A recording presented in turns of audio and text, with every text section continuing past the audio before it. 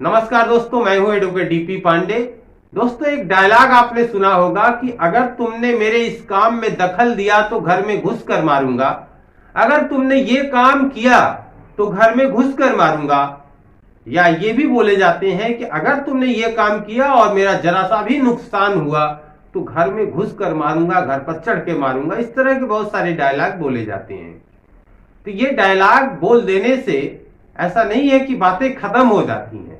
वह व्यक्ति जो इस तरह का डायलॉग बोल रहा है कि घर में घुस कर मारूंगा, तुमने ये काम में अगर मेरे दखल दिया तो घर में घुस कर मारूंगा, घर में घुसकर मारने की धमकी अगर दी जाती है तो ये अपराध होता है। और अगर घर में कोई व्यक्ति घुसता है, जैसे ही हाउस ट्रेसपास करता है, यानी घर में घुस जाना ही अपराध है, और वो अपराध आईपीसी की धारा 452 का अपराध है।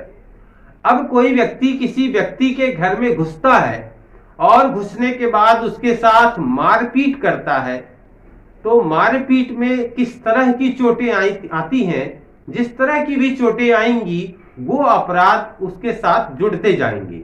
जैसे किसी ने हल्की फुल्की कोई चोट पहुंचाई है तो सेक्शन 323 लगेंगे। अगर वह घर में घुसता है और उस पर हमला करता है, उसकी सामान को तोड़ फोड़ करता है, अगर सामान तोड़ फोड़ करता है, नुकसान होता है, तो 427 का अपराध बनता है। अगर वह व्यक्ति उसके साथ इस तरह की मारपीट करता है कि जिससे उसकी अस्थि कोई टूट जाए, कोई ऐसा चोट उसको पहुंचा दे, तो 325 लगेगा। अगर लूटपाट करता है तो लूट की धारा लगेगी। अगर कोई छेड़खानी किसी महिला के साथ करता है तो छेड़खानी की धारा लगेगी।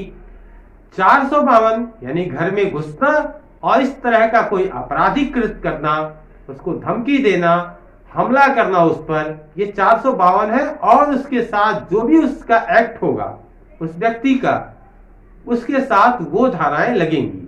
तो 452 क्या है? 452 हाउस ट्रेसपास की बात करता है।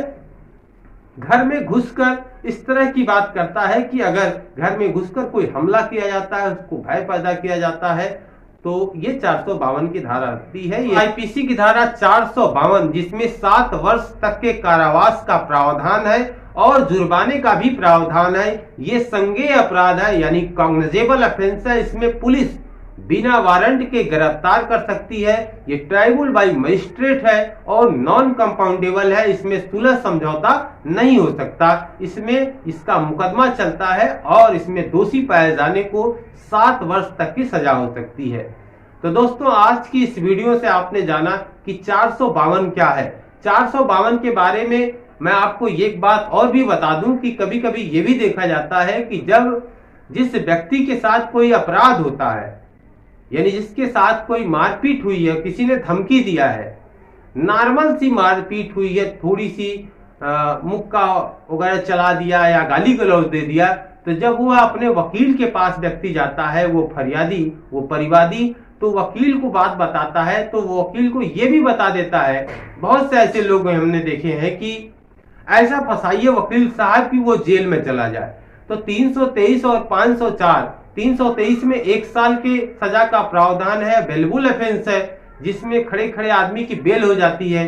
तो वो जो व्यक्ति होता है जिसके साथ पीड़ित होता है, वो सोचता है कि हमारा जो विपक्षी है, जिसने हमारे साथ गाली गलौज किया है, मारपीट किया है, वो जेल में जाए।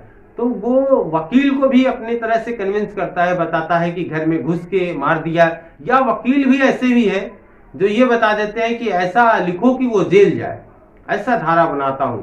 और वो 452 की उसमें ऐसे कंटेंट लिखते हैं अपने उस कंप्लेंट में कि 452 आ जाए। यानी अगर उसको बाहर गाली गलौज हुआ है तो उसको बताते हैं कि घर में घुसा और मारपीट किया।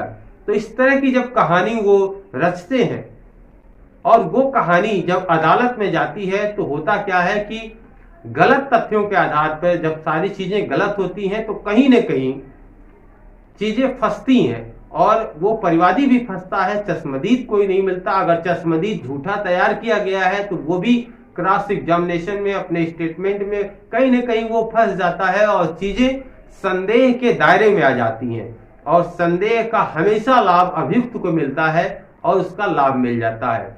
तो उसने अपराध बहुत छोटा सा किया था, 323 का, 504 का या 427 का, लेकिन उसको उसमें गंभीरता बनाने के लिए 452 के कंटेंट को जैसे ही ऐड किया गया या कोई भी 354 लगा दिया गया कि भाई हमारे घर में आया और महिलाओं के साथ छेड़छाड़ किया या कोई सामान चोरी से उठा ले गया, तो मामले की गंभीरता को बढ़ाने के चक्कर में वो बहुत कुछ नुकसान कर जाते हैं और उस व्यक्ति को सजा नहीं मिल पाती, क्योंकि चीजें बहुत कुछ कूट रचित होती हैं।